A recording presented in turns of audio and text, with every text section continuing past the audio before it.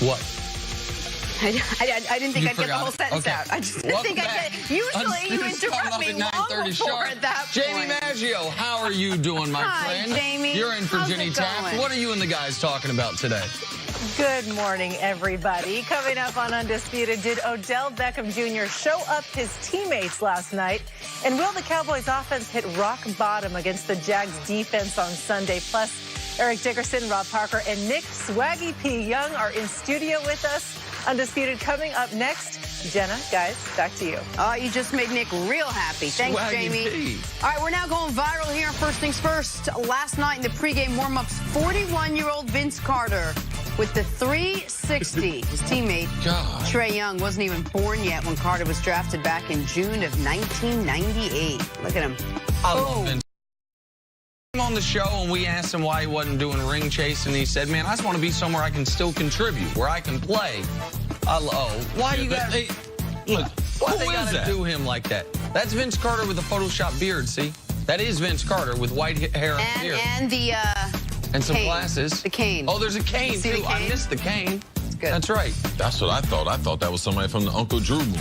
They put Jenna's glasses on Vince Carter. Not what they did. Oh, how are they going to do that? Especially when Vince's so much younger than Jenna. These are not. You see my much nicer glasses? Thank you very much. Oh, she put her glasses on TV. Hey, America, you can get those Jenna Wolf exclusives at Walgreens anytime you want. Hot, see? 3 for $12. Jenna can see the LA in them glasses. Wait till you unleash me. Right now I'm being space kind. program. Back to Thursday Night Football. I'm getting it from both directions. Eagles-Giants, not a good showing for Eli Manning. Second play of the game, Eli throws an interception that would set up Philly's first score. And the route was on. Odell Beckham had an altercation with a cooling fan. It was humid there. Pat Shurmur said that Odell Beckham Jr. leaving before the half was due to hydration struggles. It was a tough night for Eli and the Giants. Eagles beat him 34-13. Here's the Giants quarterback after the game. Well, the goals, still, go win every game you play. That's all you can worry about. So it's in the NFL, you take it one game at a time. There's no advantage of doing anything differently. And that's all we can do. Just try to fight our way back and give ourselves a chance to have a chance to win the division. No one's running away with this thing. That's all we can worry about right now. You just got to keep digging. Put your head down, and just keep digging away. Just work harder. That's really all you can do. It's either you keep digging, you work harder, or you give up. And I don't think anybody in here is giving up. Listen, if you had an issue with Odell Beckham before the game, I don't think he helped anybody in this one. First, he had the little incident with the cooling fan, and then to leave the game before halftime, before his players were off the field, there was another play out there. Did that rub me the wrong way? How did that sit with you, C? I mean, it didn't rub me the wrong way because I know Odell. I've seen him train. I know he struggled with hydration. He struggled at LSU with hydration. He struggled with cramping. So anytime that, and Jenna, you know this, when your body fat is very, very low, the chance of you getting dehydrated. Yesterday in New York City, even though it was rainy, it was very, very humid. So you have a night game. The players have been sitting around all day. Those are the worst games as far as dehydration. People think, well, it's night. It's not as hot, but it's because it's hard to maintain that hydration because you lose it. And that extra, because and I'm a guy that almost always defends Odell, but that one, I understand he went to the locker room, and the Giants missed a field goal with 22 seconds left in the half. He didn't think they were going to get the ball back. They did get the ball back, and they had one play for a Hail Mary. That one did rub me the wrong way because I thought Odell's just going to the locker room to have a look at how frustrated I am. Look at me in this moment. That little extra 1 or 2 minutes could matter on the IV. And this is one thing that Odell doesn't understand. You're a fan of Odell, and you thought something was bad, or you thought the optics were bad. And the reason why is because Odell has put himself in this position when everything else, and you're looking at the Giants, it's Odell doing something that is more self-serving. Now, I don't know one player, and I know a bunch of crazy ones. I have not seen one player that hitting his head on the fan was going to get them ready to play. Now, it's a night game. It's a divisional game. Your team is 1-4. If you feel like that's going to motivate you, then that's more about optics to me. All right? Now, going to the locker room, Halftime's only 12 minutes. If you're a person going to get an IV, it's very traditional for the training staff or the player to get a head start or head of the team so that the medical team in that 12 minutes that you can take advantage of the full time and maybe get all of the IV liquids into your body compared to only getting a half an IV if you wait until the rest of the team goes to the locker room. All right, so let's talk about this team now. Why do you think they are 1-5? Listen, you brought this up earlier, and it's a good point. They've drafted terribly over the last half decade. First-round pick in 2013, Justin Pugh. He now plays for the Cardinals. Second-round pick in 14, Weston Richburg. He's on the Niners. Those are two offensive linemen, by the way. Two spots where they obviously need someone, a center and a tackle. First-round pick in 2015, Eric Flowers. He doesn't play for anybody right now. First-round pick in 2016, Eli Apple is struggling. Third-round pick in 2017, Davis Webb.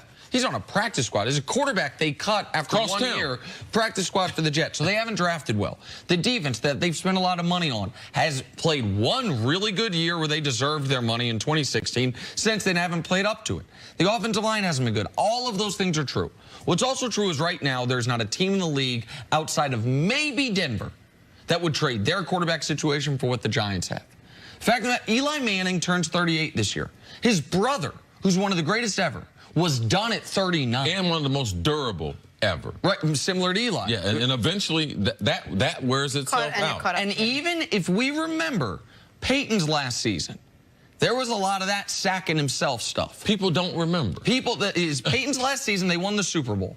But he had 9 touchdowns, 17 picks. He got hurt, and then when he was healthy, they decided to stay with Brock Osweiler. Yes. Got essentially benched for Brock Osweiler. And when he came back, Peyton wasn't doing the check down stuff Eli's doing, but he was just sacking himself. By that I mean, before anyone even got there, he'd just go to the ground. Just go to the ground. Once against my hometown Kansas City Chiefs, went to the ground, no one touched him, hopped back up, threw a pass. Like he got gun shy because he got hit so much. So some of this is on the roster construction. Some of it is on the age. But the reality is in a results-oriented business, the Giants are getting awful play from their quarterback position.